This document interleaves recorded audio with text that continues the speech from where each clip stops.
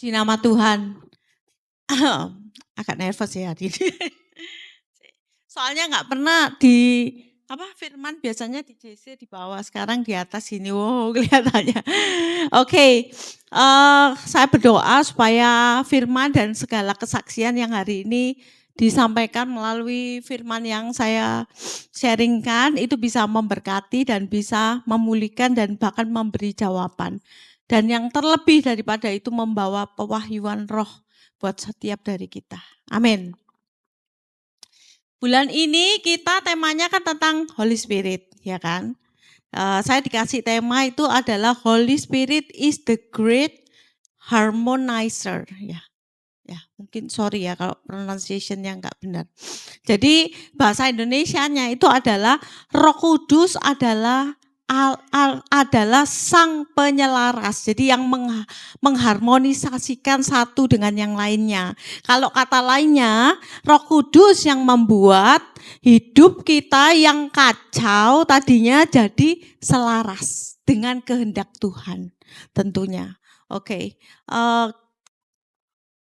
Roh Kudus tidak hanya memberikan karunia atau manifestasi. Mungkin yang kita lihat, ada karunia yang menyembuhkan, atau karunia marifat, atau apapun, karunia apapun. Tapi Roh Kudus itu enggak hanya berhenti sampai di situ toh. Mungkin ada yang bisa tertawa, melompat-lompat, menari dalam Tuhan. Itu adalah bentuk manifestasi. Tapi Roh Kudus fungsinya lebih daripada itu semua. Itu yang kita mau belajar hari ini, beberapa fungsi yang Roh Kudus itu kerjakan dalam hidup kita. Roh Kudus itu menyelaraskan hatinya kita dengan hatinya Tuhan.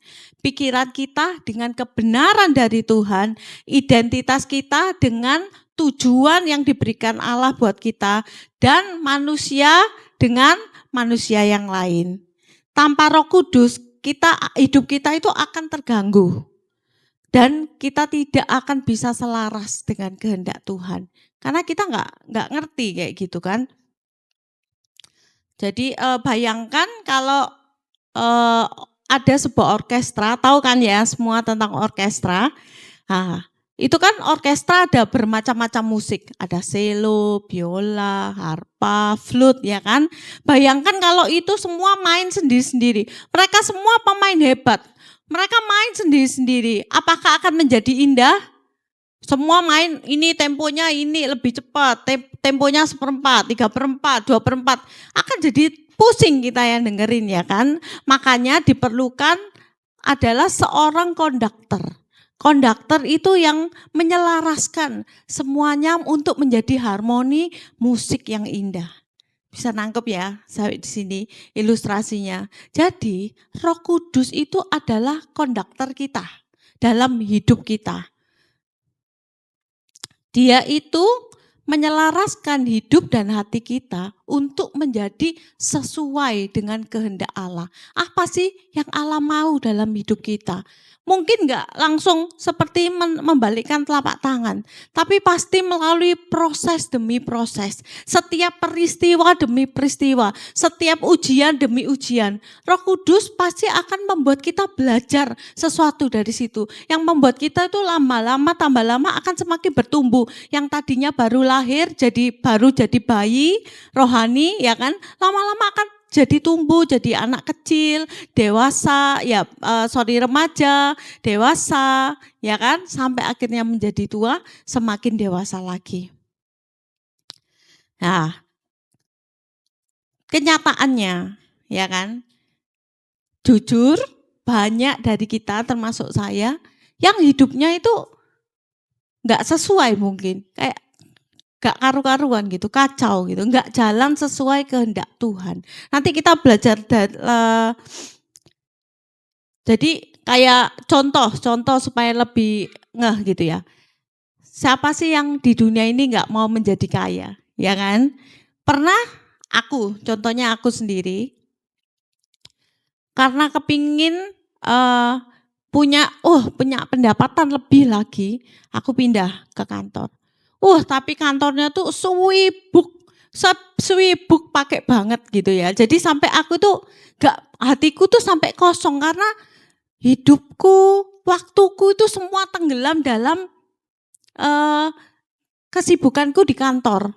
Dengan segala pekerjaan, tugas, deadline yang menumpuk itu jadi kayak gitu kan. Aku sampai satu titik itu aku ngerasa, Tuhan rasanya gini ya, punya duit tapi hatinya kosong. Itu aku benar ngasain, sampai aku tuh sampai bisa berkata sama Tuhan, Tuhan mendingan aku cukup, tapi aku tuh punya Engkau, hidupku tuh punya arti. Nggak kosong kayak gini, kayak hidupnya itu cuma besok pulang kerja, makan, tidur, bangun lagi, kerja lagi, menghadapi banyak tantangan, lembur sampai malam, pulang, dan begitu seterusnya. Jadi sampai nggak punya waktu karena pikiran kita, energi kita itu sudah fokus di situ semuanya. Jadi hidup kita itu kosong. Mungkin ada di antara kalian yang pernah mengalami hal itu. Jadi bisa relate sama apa yang pernah saya rasain. Jadi itu hidup nggak sesuai dengan kehendak Tuhan. Hidup nggak sesuai karena kita ini kalau di dalam Tuhan, kita ini punya tujuan. Kita itu nggak sekedar hidup hanya untuk bekerja dan mencari uang. Mencari uang bukan tujuan utama. Yes, amin. Ya, kalau kita dalam Alkitab kan berkata, kalau engkau mengutamakan aku, ya kan, maka semua itu akan ditambah-tambahkan kepadamu. Itu janji Tuhan, bukan kamu mengejar pekerjaan dulu, mengejar uang dulu, maka Tuhan akan datang. Enggak seperti itu rule-nya. Nah, kita akan belajar, dilihat dalam peristiwa kenaikan Tuhan Yesus. Di mana Tuhan Yesus waktu itu meminta murid-muridnya untuk kembali ke Yerusalem dan menanti Roh Kudus dicurahkan. Ya, kalian perhatikan bahwa di situ di Kisah Para Rasul 1 dan 4, Roh Kudus itu sudah bekerja sebelum Roh Kudus dicurahkan. Kisah Para Rasul 1 ayat 14.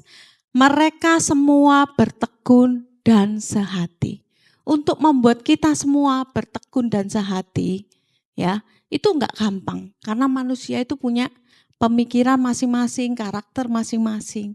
Kalau bukan karya pekerjaan Roh Kudus, itu enggak bisa. Semuanya itu jadi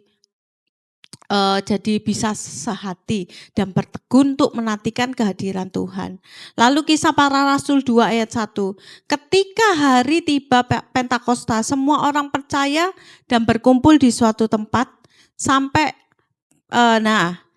dan waktu itu ketika kuasa itu sudah Roh Kudus sudah dicurahkan, Petrus yang tadinya menyangkal Tuhan 3 kali.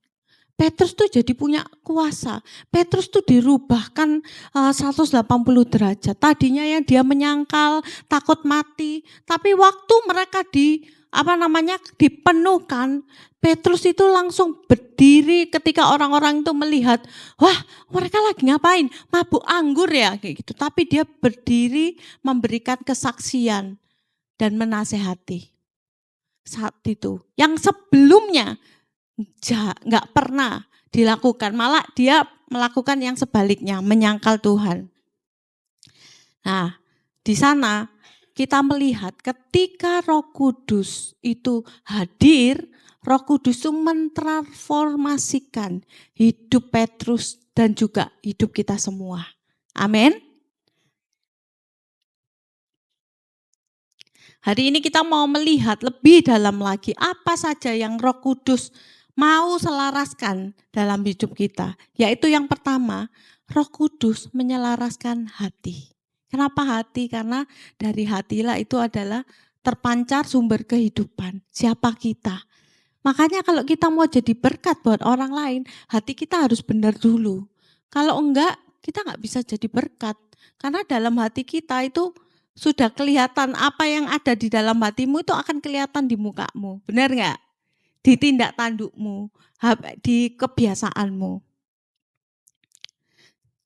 Dia akan menyelidiki. Mazmur 139 ayat 23 sampai 24. Selidikilah aku ya Allah dan kenallah hatiku. Ujilah aku dan kenallah pikiran-pikiranku. Lihatlah apakah jalanku serong dan tuntunlah aku di jalan yang kekal. Jadi sebelum Roh Kudus itu bekerja, yang pertama yang dia lakukan terlebih dahulu terhadap kita itu adalah menyelidiki hati, mengekspos segala pikiran karakter kita. Tapi ingat ya, Roh Kudus itu enggak sama manusia. Roh Kudus itu menegur dengan lembut. Kayak ngasih cermin. Ini loh kamu masih kayak begini. Sampai kita tuh malu sendiri. Enggak dikasih diintimidasi. Kalau intimidasi itu pasti dari iblis bukan dari Tuhan. Kalau intimidasi itu bukan cara Roh Kudus. Bukan cara Tuhan menegur kita untuk membuat kita bertumbuh. Tapi Tuhan itu cukup ngasih kita seperti mirror. Sampai kita melihat, oh ya Tuhan, aku enggak hidup seperti firman-Mu. Aduh aku malu Tuhan, ternyata aku masih seperti ini. Kenapa aku bisa bilang? Karena aku juga merasakannya. Ketika Tuhan tuh melihat, ketika aku berinteraksi dengan orang lain, terus Tuhan tuh kayak, ini loh kamu masih kayak gini loh. Sampai aku tuh ngerasa kayak, aduh Tuhan ampuni aku. Kayak gitu. Jadi enggak yang intimidatif. Tuhan itu benar-benar tahu. Tuhan itu pun menghandle setiap kita itu sesuai dengan karakter kita. Handle aku beda, handle Yohan beda, handle Indah beda. Karena setiap kita itu unik. Tuhan ciptakan unik dengan berbagai macam karakter dan pengalaman kehidupan. Jadi Tuhan paling tahu bagaimana cara untuk berbicara dengan kita. Dia mau terlebih dahulu juga mengungkap bagian yang tidak align, yang ada inner disconnection. Jadi seperti apa contohnya? Jadi mungkin pikirannya itu masih belum benar. Jadi kan harusnya Tuhan itu di tempat pertama. Tapi kita sering menghabiskan waktu untuk hal yang lain-lain. 24 jam, 8 jam potong tidur ya mungkin kurang lebih 8 jam. Sisanya bekerja mungkin terus pulang kerja mungkin kita bahkan nggak menyediakan waktu untuk kita duduk di kaki Tuhan untuk berdoa dan membaca firman, merenungkan firman-Nya. Kita lebih memilih yang lain. Atau ketika kita di gereja kita ngomong, Tuhan aku percaya, Tuhan aku percaya. Pulang terus lihat, aduh kayak besok makan apa, besok mau bayar anak sekolah belum ada uang, langsung jadi khawatir lebih besar daripada kuasa Tuhan, lebih besar daripada kita percaya sama Tuhan, atau hal yang lainnya. Lalu sampai kita dipenuhi dengan ketakutan. Dan pernah nggak sih kalau aku ya, saya itu orang yang dominan. Jadi semuanya itu perlu tak kontrol sampai memberikan instruksi ke orang. Kalau dia nggak melakukan seperti kayak apa yang saya mau itu saya bisa bisa tantrum gitu ya kan. Ya. Tapi itu saya tuh berusaha bertobat ya. Kayak seperti contohnya seperti itu. Kita tuh punya kontrol. Tuhan, aku maunya kayak gini. Aku maunya seperti itu. Jalannya harus begini.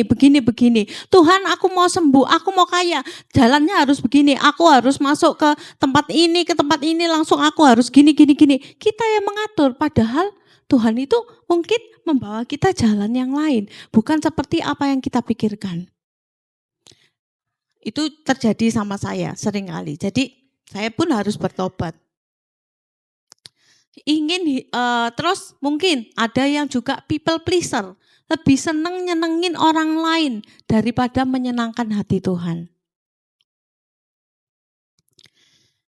Untuk menyelaraskan hati kita, Roh Kudus itu bekerja dari dalam. Yohanes 16 ayat 13.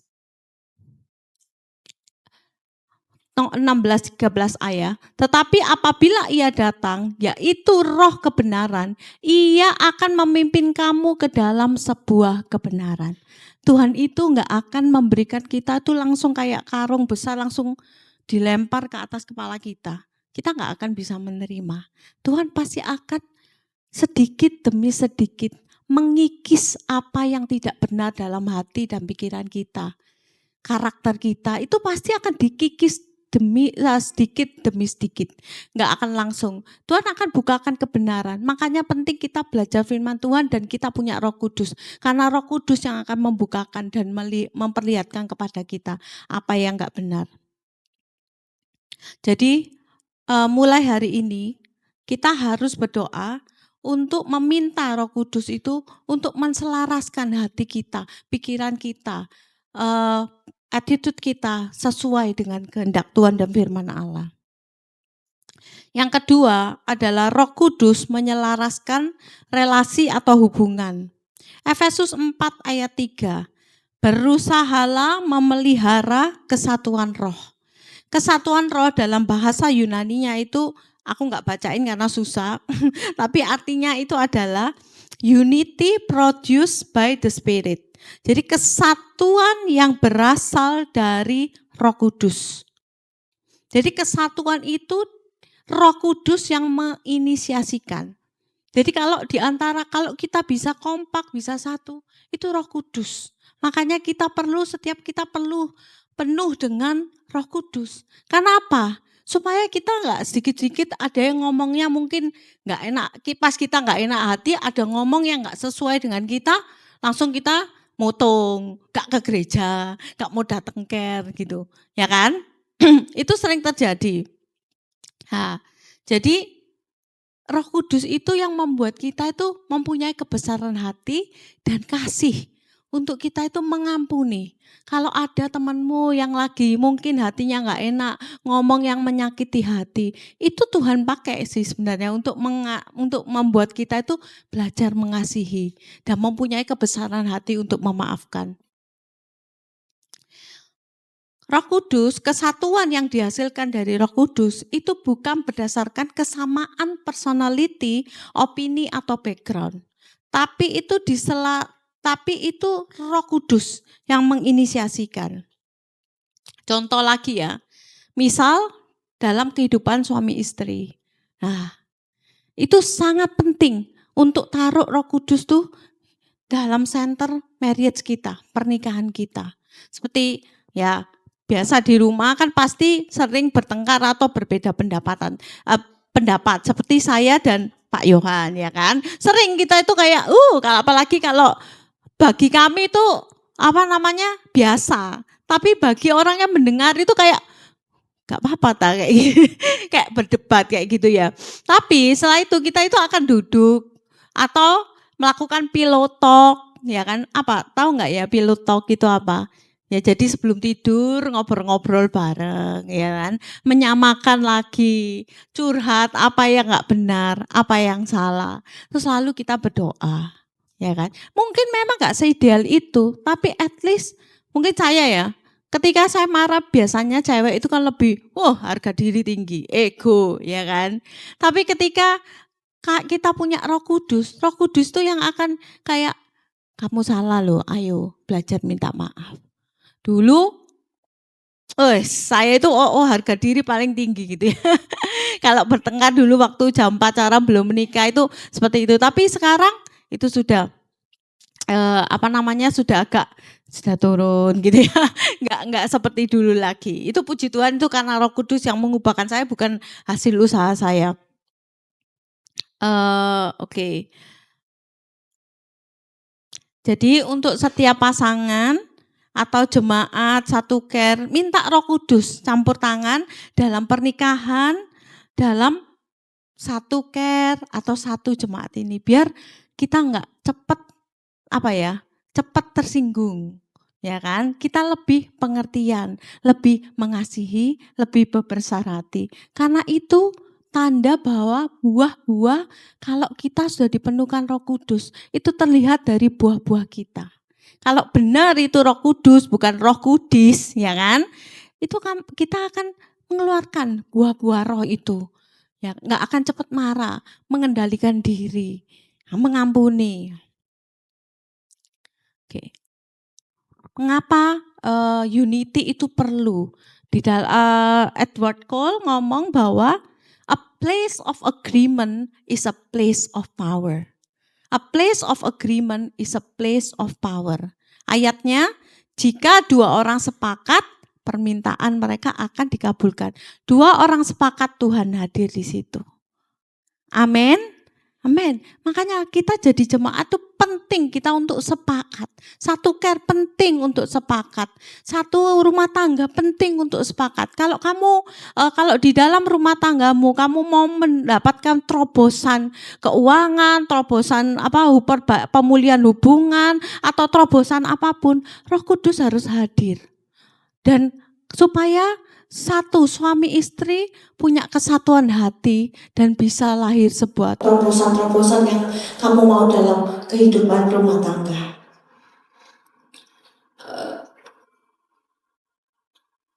Yang ketiga, Roh Kudus menyelaraskan timing dan waktu. Arah dan waktu, timing ya, timing itu waktu. Kisah Rasul 2 ayat 1, ketika tiba waktunya. Bahkan ketika Tuhan mau memberikan Roh Kudus buat murid-muridnya, Tuhan punya timing. Semuanya itu punya waktu. Pengkhotbah 3 ayat 1, untuk segala sesuatu ada masanya. Untuk apapun di dalam langit ada waktunya. Alkitab tidak pernah berkata Tuhan itu terlambat. Alkitab berkata, Pengkhotbah 3 ayat 1, segala sesuatu ada waktunya. Maka dari itu kita harus bersabar. Sekarang kebanyakan dari kita tuh punya banyak pilihan, semua terlihat bagus, mana yang mau yang dipilih. Seperti contohnya pekerjaan. Beberapa kali, karena aku sudah beberapa kali pindah kerja, bukan karena aku nggak setia ya kan. Karena dalam setiap pekerjaan, aku selalu bertanya ketika dapat tawaran dari tempat lain, aku bertanya sama Tuhan, waktuku di sini sudah selesai enggak? Apa yang Tuhan mau aku kerjakan di tempat ini sudah selesai enggak? Mungkin kelihatannya, terrohani banget gitu ya. Tapi itu yang benar. Dan sampai hari ini saya membuktikan bahwa ketika kita bergantung penuh sama Tuhan, Tuhan itu membawa kita ke pekerjaan-pekerjaan yang benar, di mana Tuhan itu mau kita berkarya. Dan lebih daripada itu semua, Tuhan itu ketika Tuhan menaruh kita di sebuah pekerjaan, Tuhan akan membentuk kita di situ, membentuk karakter, membentuk kemampuan, belajar banyak hal, ketemu dengan orang-orang, mempraktekkan kasih, mempraktekkan firman Tuhan di situ. Itu yang terjadi. Dan percayalah, coba praktekkan dulu, maka kita semua akan merasakan gimana Tuhan itu menuntun kita. Terus Roh Kudus itu seringkali gak langsung berkata iya kepada permintaan kita. Mungkin kita berdoa, Tuhan aku mau ke situ, harus keterima. Misalnya melamar lowongan pekerjaan. Tetapi ketika tidak keterima, kita menjadi kecewa. Karena kita terlalu gitu. Ada kalanya Tuhan itu harus Roh Kudus itu berkata, tidak yang ini, tunggu dulu. Yang ini oke, go ahead. Karena Tuhan yang lebih bisa melihat di depan sana dibandingkan kita. Kacamata kita ini enggak sampai, paling kalau kita ngelihat sampai jarak berapa yang kita bisa lihat. Tapi Tuhan Yesus tuh bisa ngelihat ke depan, bisa ngelihat ke belakang kita. Apa yang akan kita hadapi di depan, Tuhan tahu. Dan Tuhan akan menyiapkan kita. Banyak orang hidupnya yang enggak sabar, orang yang tidak sabar sampai akhirnya berakhir pada keputusan-keputusan yang salah. Jadi menunggu itu perlu kekuatan dan iman. Jadi makanya kita perlu Roh Kudus untuk menguatkan iman kita supaya tidak terburu-buru dan punya hikmat dalam mengambil keputusan yang sesuai dengan kehendak Tuhan. Oke, saya mau tutup dengan sebuah kesaksian. Dulu waktu ini agak lama ya, jadi kesaksian tentang keluarga saya. Jadi dulu keluarga saya itu tiap minggu ke gereja. Tapi sampai pada satu waktu mama papa itu mulai diajak temennya yang enggak baik itu untuk maksudnya sering ke kehidupan malam. Terus ceritanya mereka terlibat obat-obatan sampai urusan polisi. Puji Tuhan, waktu waktu kejadian itu saya sudah dipenuhkan dengan Roh Kudus. Karena waktu SMA sejak mereka terlibat dalam kehidupan malam itu, mereka itu rumah tangga itu nggak jadi damai sejahtera karena sudah nggak ke gereja dan segala macam. Saya sering lari ke gereja, mungkin yang lama-lama tahu saya sampai nangis, sedih, pokoknya jadi orang yang melo habis lah.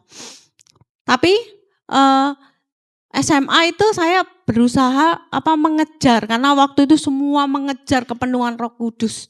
Kita semua mengejar kepenuhan Roh Kudus. Jadi pulang, karena saya sekolah di Surabaya, pulang sekolah langsung ke gereja, doa di atas, berdoa minta Roh Kudus, sampai akhirnya saya dipenuhkan. Tapi nggak berhenti dari situ, karena Tuhan tahu saya perlu banget. Pada waktu mama saya pecah itu, waktu sampai urusan polisi itu dua kali itu, saya sampai nggak bisa ngomong apa-apa ya, jadi kayak nggak bisa merasa sedih, kecewa ya, sampai 6, kayak feel 6, saking sedihnya itu feel 6 itu kayak kaku, kayak nggak ada ngerasa apa-apa gitu di hati.